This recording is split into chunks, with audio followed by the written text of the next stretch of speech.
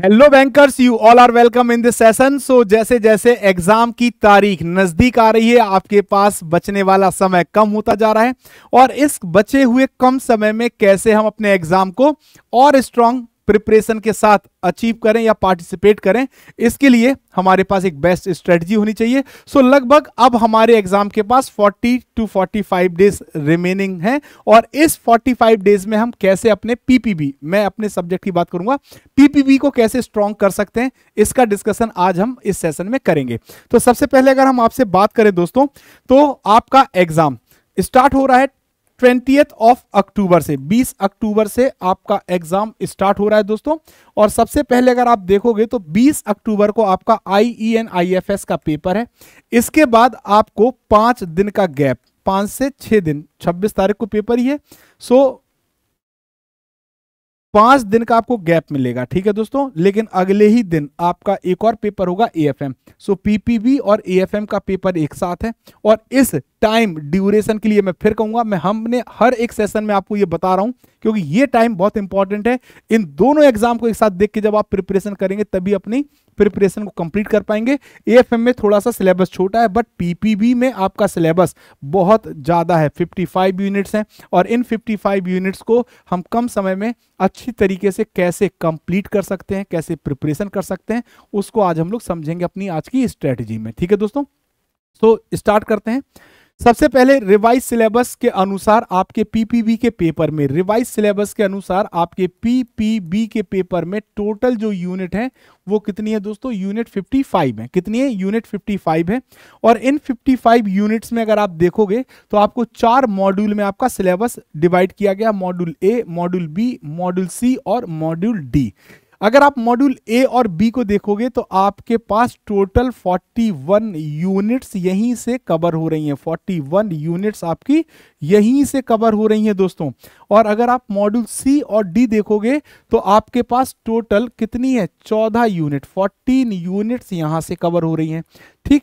अब अगर आप इस आधार पे देखोगे तो आपका सबसे ज्यादा इंपॉर्टेंट अगर कोई मॉड्यूल है तो वो मॉड्यूल ए है। और सबसे ज्यादा जो प्रश्न आपसे अगर पूछे जाते हैं तो वो मॉड्यूल ए से पूछे जाते हैं दोस्तों, ठीक है। फिर आता है मॉड्यूल बी, आपके लिए बराबर ही यूनिट है, लगभग 21 की अपेक्षा 20 है, बशर्ते ये थोड़ा आसान है, ये थोड़ा स्टैंडर्ड है, ठीक है। सो ये दोनों मॉड्यूल आपके लिए बहुत इंपॉर्टेंट है और इसमें आपको पर्याप्त समय देना पड़ेगा अपनी प्रिपरेशन के लिए, ठीक है। वहीं पे सी और डी, ऐसा नहीं कि ये इंपॉर्टेंट नहीं रखते हैं, ये भी आपका वेटेज रखते हैं। लेकिन अगर आप वेटेज देना चाहोगे ना तो सबसे ज्यादा आपको वेटेज देना चाहिए मॉड्यूल ए को, फिर आपको मॉड्यूल बी को, फिर आपको मॉड्यूल सी को और फिर आपको मॉड्यूल डी को। यानी जिस क्रम में आप पढ़ रहे हैं उसी क्रम में आपको क्या प्रोवाइड करना पड़ेगा? वेटेज। क्यों? क्योंकि मार्क्स हमें अचीव करने हैं, हमें ज्यादा से ज्यादा मार्क्स लाने हैं कि हमारा एग्जाम फर्स्ट अटेम्प्ट में क्वालिफाई हो जाए और वो सभी इंपॉर्टेंट टॉपिक्स हम कवर कर ले जो हमारे परीक्षा में ज्यादा से ज्यादा पूछे जाते हैं। तो अगर हम बात करें मॉड्यूल ए और बी, सो देखिए यहां पे अगर आप देखेंगे तो मॉड्यूल ए में आपके पास टोटल 21 यूनिट्स हैं और मॉड्यूल बी में टोटल 20 यूनिट्स हैं। अगर नॉर्मली आप प्रिपरेशन करते हो तो मॉड्यूल ए के लिए आपको 40 डेज का टाइम चाहिए दोस्तों, और मॉड्यूल बी के लिए आपको 30 डेज का टाइम चाहिए, कम से कम अप्रॉक्स, अगर आप तैयारी करते हो।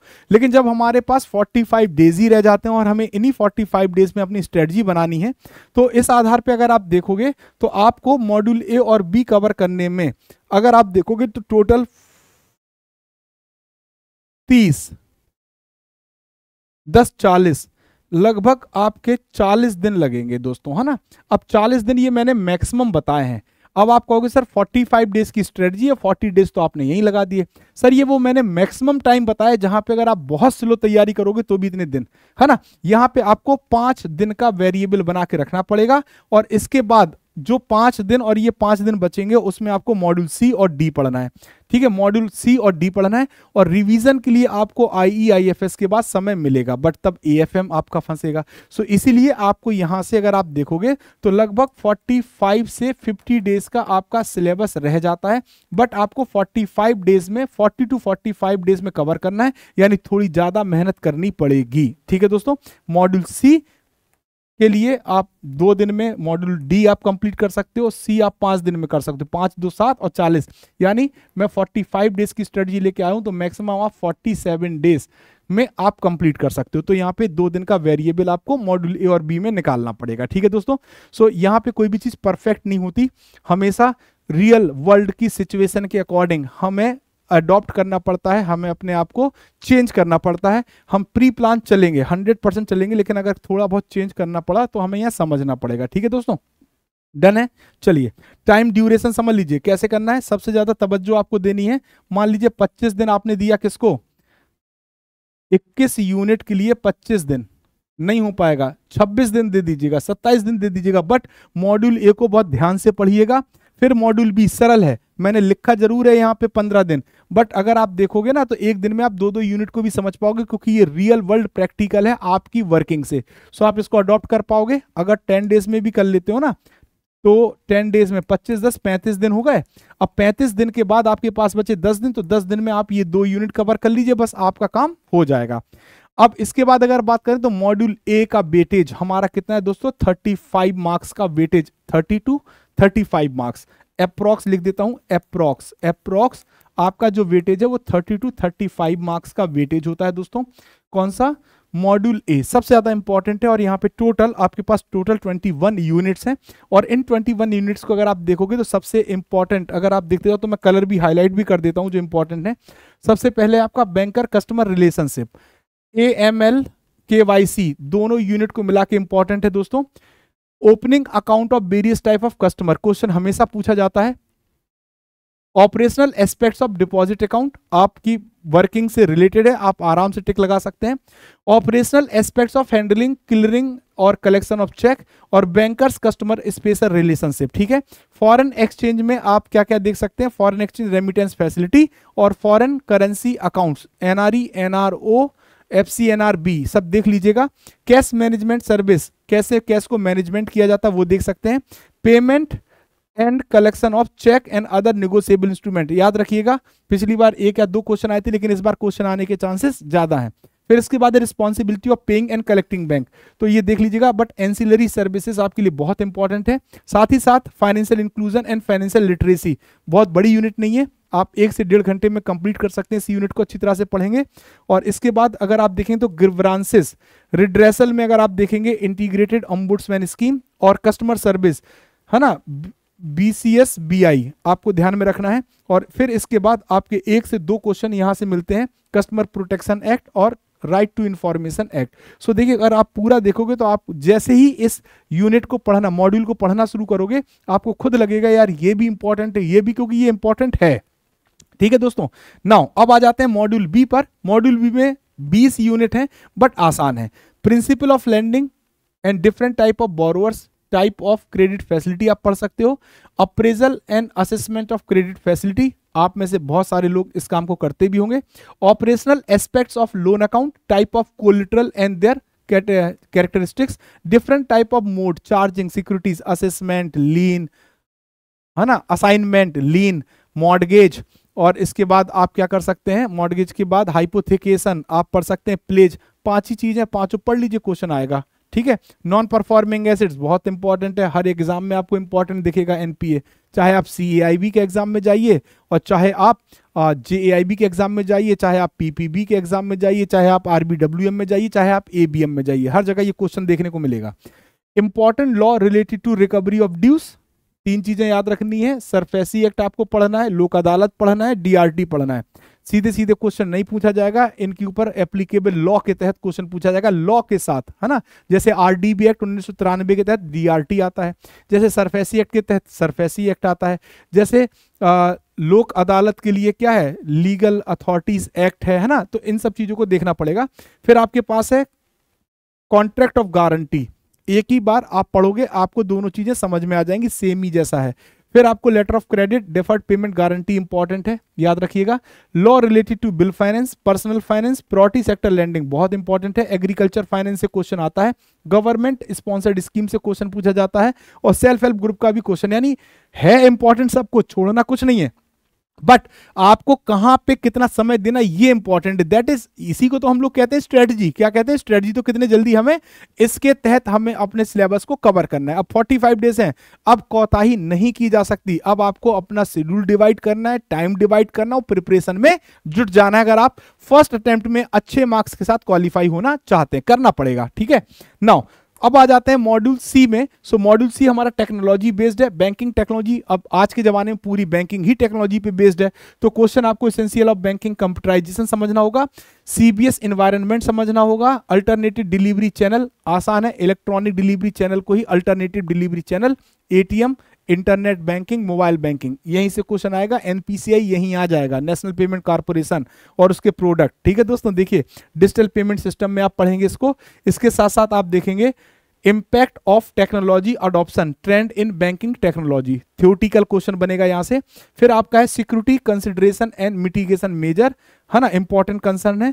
Operational aspect of cyber crime, fraud and management in cyber tech, साथ ही साथ technology trend in banking, e rupee, fintech, है ना, regtech, suptech, hashtag banking etcetera, सब कुछ हमें पढ़ना है। और यहां पर आपका जो वेटेज है वो 20 मार्क्स का है, लेकिन हमने जो बी मॉड्यूल था यहाँ का भी वेटेज ज्यादा है, 30 मार्क्स ही दिया है मैंने। वहां 30 to 35 है, यहाँ 28 to 30 है। सरल तो है, क्वेश्चन आएंगे यहां से भी। आप अगर मेहनत कर लेंगे तो आप ए और बी और सी या डी चारों को अगर आप एवरेज अच्छी तरह तैयारी करके जाएंगे तो आराम से 60 मार्क्स ले आएंगे। बस यहाँ पे जो टाइम लगता है वो रीडिंग में लगता है। कैसा लगता है? रीडिंग में टाइम लगता है, क्योंकि conceptual multi statement based question आते हैं कि अभी आगे हम आपके साथ डिस्कस करेंगे, ठीक है दोस्तों। सो यहां पे अगर आप बात करेंगे तो module D, ethics in banks and financial institution, ethics, business ethics, bank and ethics पढ़ना है, बिजनेस एथिक्स पढ़ना है और बैंकिंग पढ़ना है। तो ethics at the individual level, ethics क्या लिखा, डायमेंशंस एम्प्लॉय, और work ethics and the work place, और बैंकिंग एथिक्स चेंजिंग डायनामिक्स। ये आपको तैयार करना है दोस्तों, ठीक है। इसके साथ अगर हम बात करें तो ये हमारे चारों मॉड्यूल हो गए। अब अगर हमें डिस्कशन करना है, समझना है क्या है, तो most of the questions ask from module A and B 100%, क्योंकि यहाँ का वेटेज सबसे ज्यादा है 60 से 65 नंबर का। बट मॉड्यूल सी और डी भी आपके लिए 40 नंबर है, 40 मार्क्स है। 40 मार्क्स कम नहीं होता है। 40 मार्क्स अप्रोक्स आपका कहां से आएगा? अप्रोक्स आपका कहां से आएगा? मॉड्यूल सी और डी से, मॉड्यूल सी और डी, सी एंड डी से। तो इनको आप हल्के में मत लीजिएगा ना, तवज्जो छोड़िएगा। अगर इन 40 में से आप 20-25 क्वेश्चन भी ले आए और यहाँ 65 में से अगर 30-35 क्वेश्चन भी ले आए तो भी आपके 60 नंबर आसानी से हो जाएंगे, है ना। और उतने कठिन नहीं है वो। स्टेटमेंट बेस्ड क्वेश्चन आपको मिलेंगे दोस्तों, मल्टी स्टेटमेंट क्वेश्चन होंगे, इसी में पढ़ने में टाइम लगता है, वही टाइम कंज्यूम होता है, ठीक है नाउ। और इनको आप अगर आप प्रिपरेशन करते समय मल्टी स्टेटमेंट क्वेश्चन को आप उतने लेवल पे पढ़ के तैयार करोगे तो शायद उतने परफेक्ट आंसर नहीं दे पाए। अगर आप उन बड़े बड़े क्वेश्चंस को या उनके कंसेप्ट्स को छोटे छोटे क्वेश्चन में तोड़ के पढ़ते हैं तो आपके कंसेप्ट स्ट्रांग हो जाएंगे, आप आराम से टिक लगा पाएंगे। तो all question based on concept. आपका जो एग्जाम का डिस्ट्रीब्यूशन होता है वो 0.5 मार्क्स, 1 मार्क्स एंड 2 मार्क्स का डिस्ट्रीब्यूशन आपके एग्जाम में दिया जाता है, ठीक है दोस्तों। तो ये था एक शॉर्ट स्ट्रेटजी। अब आपके पास समय नहीं है, समय धीरे धीरे कम हो रहा है, तो आपकी तैयारी बढ़िया रहे, इसी के लिए हम आपको ये सजेशंस प्रोवाइड कर रहे हैं। बकाया आपकी स्ट्रेटजी को भी आप इसमें इंक्लूड करिए और बेस्ट स्ट्रेटजी बना के अपनी प्रिपरेशन करिए, जिससे फर्स्ट अटेम्प्ट में आपका एग्जाम क्वालिफाई हो जाए। और आप हमारे साथ भी प्रिपरेशन कर सकते हैं, जुड़ सकते हैं हमारे फेस्टिव सीजन सेल के साथ। और ये सेल आपको प्रोवाइड कर रही है JAIB CIB के सभी कोर्सेज पर 60% का डिस्काउंट। कितना दोस्तों? 60% का फ्लैट डिस्काउंट आपको मिल रहा है। साथ ही साथ आपको एडिशनल 200 रुपीज का क्या मिल रहा है दोस्तों? ऑफर। तो जब भी आप कोई कोर्स परचेस करते हैं वहां पे बस आपको फेस्टिवल, FESTIVAL, ये कोड आपको यूज करना है, फेस्टिवल कोड यूज करना है, फेस्टिवल। आप इस कोड को यूज करेंगे 200 का एक्स्ट्रा डिस्काउंट आपको मिल जाएगा, पहला केस। दूसरा, आपके लिए कौन सा कोर्स स्टैंडर्ड है? तो अगर आप JAIB की तैयारी कर रहे हैं दोस्तों, तो JAIB महापैक आपके लिए सबसे बेस्ट होता है, 1 ईयर सब्सक्रिप्शन, और यहां पर आपको मिलता है वन स्टॉप सोल्यूशन, यानी सभी प्रकार के कोर्सेज आपके यहां पे इंक्लूड होंगे। जैसे कि अभी हमारा थ्योरी बैच चल रहा है फाउंडेशन, इसके बाद आपके लिए 12 तारीख से हमारा नया बैच आ रहा है theory plus MCQ plus case study batch. So वो इसी में इंक्लूड रहेगा अगर आप महापैक में जुड़ते हैं। प्लस आपको मिलती है ई बुक। तो जितने भी बैच हमारे ऑलरेडी चल रहे हैं या नए आएंगे वो 1 साल तक आपको सब इसमें इंक्लूड मिलेंगे। ई बुक मिलेगी चारों सब्जेक्ट की, मॉक टेस्ट आपको मिलेंगे, DPPs मिलेंगी। ठीक है दोस्तों, सो कंप्लीट पैकेज इसीलिए कहा जाता है हमारे महापैक को। ठीक है दोस्तों, साथ ही साथ अगर हम बात करें तो अगर आप इंडिविजुअल हमारा theory plus MCQ case study batch join करना चाहते हैं तो ये बैच हमारा 12 सितंबर से स्टार्ट होने जा रहा है दोस्तों, 12 सितंबर से। सो फटाफट करिए, अब समय नहीं है ना, और अपनी सीट बुक कर लीजिए लीस्ट प्राइस के साथ, क्योंकि ये ऑफर लिमिटेड पीरियड के लिए है। सो 1999 रुपए में आपको हमारा ये बैच मिल जाएगा। ठीक है दोस्तों, सो आई होप आपको स्ट्रेटजी समझ में आई होगी, साथ ही साथ आपको हमारे बैचेस भी आसान करेंगे आपकी प्रिपरेशन को, और हम टारगेट करेंगे 60+ मार्क्स, 60+ मार्क्स, जिससे कि पहले अटेम्प्ट में ही हमारा एग्जाम क्या हो जाए दोस्तों, क्वालिफाई हो जाए। क्या हो जाए दोस्तों, एग्जाम क्वालिफाई हो जाए। तो इसी के साथ thank you very much, best of luck, तैयारी करते रहिए, समय कम है बट आराम से, है ना, कूल माइंड अगर आप पढ़ेंगे तो अपने सिलेबस को कवर कर पाएंगे। कहीं कहीं हमें सिलेक्टिव चीजों को सिलेक्ट करना पड़ेगा, सो बस वही प्रोसेस अपनाएंगे और अपनी तैयारी को कंप्लीट कर लेंगे। Thank you very much.